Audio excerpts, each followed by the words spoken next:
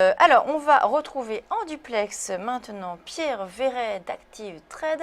On va parler avec lui d'une paire de devises dont on ne parle pas forcément toujours. Il s'agit de l'USD CHF. Bonjour Pierre.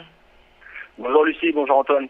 Alors, l'USD CHF, donc c'est vrai que on a vu que l'économie suisse est restée solide par rapport à, par rapport au franc suisse. Qu'est-ce qu'on peut dire aujourd'hui sur le franc suisse? Alors effectivement, donc depuis le 15 janvier dernier, avec le crack de la BNS, on avait vu un dollar qui, à l'instar des autres devises, notamment l'euro, avait plongé finalement au franc suisse. Derrière, ça en était suivi un mouvement. Finalement, on avait pu voir un dollar qui avait gagné pas mal de terrain par rapport à la monnaie helvétique, et actuellement on se trouverait donc dans une situation baissière. On a finalement un dollar qui serait plus ou moins en train de chercher son prix d'équilibre face au franc suisse. Donc finalement, sur un graphique en journalier, on a tout d'abord un marché qui se traitait, donc tel que je viens de vous l'expliquer, sous une oblique baissière depuis le début mi-mars, on va dire à peu près. Actuellement, on a des prix qui ont retracé 61,8% du mouvement haussier précédent. On a une situation finalement plus ou moins acheteuse qui est en train de se mettre sur le marché, avec un stochastique qui sort de sa zone de survente et qui repart à la hausse, et un RSI qui fait de même. On n'a pas de rupture vraiment franche de tendance au niveau du RSI.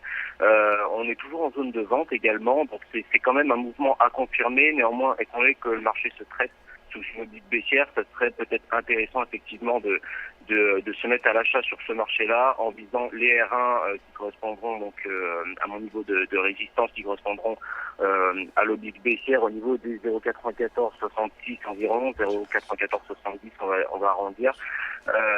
Voilà, donc au-dessus de S1 pour aller chercher R1 sur un graphique finalement un peu plus court terme, donc en 240 minutes. On s'aperçoit donc effectivement plus en détail le développement baissier de ce marché-là. Cette fois-ci, on a un MACD qui était bel et bien en zone négative et qui est en train de repasser en zone positive. Le mouvement est plus ou moins en train de se confirmer ce matin sur les graphiques actuels. On a cette fois-ci un RSI qui repasse en zone d'achat, donc au-dessus des 50%. À mon sens, étant donné finalement on a un rebond assez significatif sur un retracement assez précis de Fibonacci que sont les 61,8%.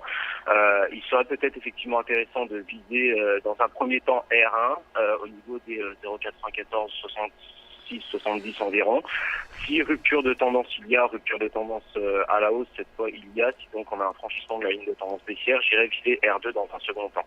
D'accord.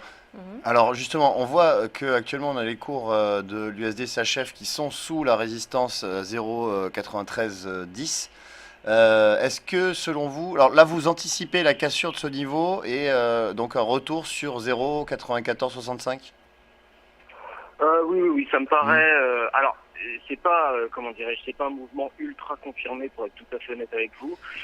Néanmoins, on a connu quand même un repli baissier assez important ces derniers temps. C'est vrai on a on a franchi une résistance déjà au niveau des 0,9260. 58-60. Un petit retour finalement sur cette ancienne résistance qui est devenue support pourrait permettre au prix de finalement de prendre appui sur ces niveaux-là pour aller chercher les 0,9470 derrière, effectivement. Alors, pourquoi est-ce que vous avez choisi le dollar par rapport au franc suisse et non pas, par exemple, l'euro face au franc suisse pour jouer le franc suisse? Alors, tout simplement, je m'étais basé finalement sur les récentes statistiques de le dollar. Alors, c'est vrai que j'aurais pu, pour être tout à fait honnête avec vous, prendre l'euro face au franc suisse. Simplement, c'est vrai que j'étudie depuis pas mal de temps maintenant la devise américaine, en disant que notamment par rapport aux sorties statistiques qui étaient un petit peu plus mauvaises que prévu, notamment sur le premier trimestre. C'est vrai que là récemment on a eu plutôt de belles annonces sur le dollar américain. Je pense que le dollar américain avait perdu pas mal de terrain par rapport à tout un panier de majeurs finalement. Je pense que c'était plutôt une respiration baissière par rapport au dollar américain. Là, les bons chiffres pourraient catalyser un nouveau mouvement. Je fais notamment référence au NFP et puis finalement au taux de chômage qui baisse aux États-Unis. Donc, à mon sens, le signal haussier est bien plus avéré sur le dollar américain que sur la monnaie unique européenne. D'accord, donc plus de potentiel sur l'USD CHF. Merci beaucoup Pierre Verret, donc analyste des marchés chez Active Trade et responsable du site YouTrading. Merci beaucoup. On marque une pause, on se retrouve dans quelques instants.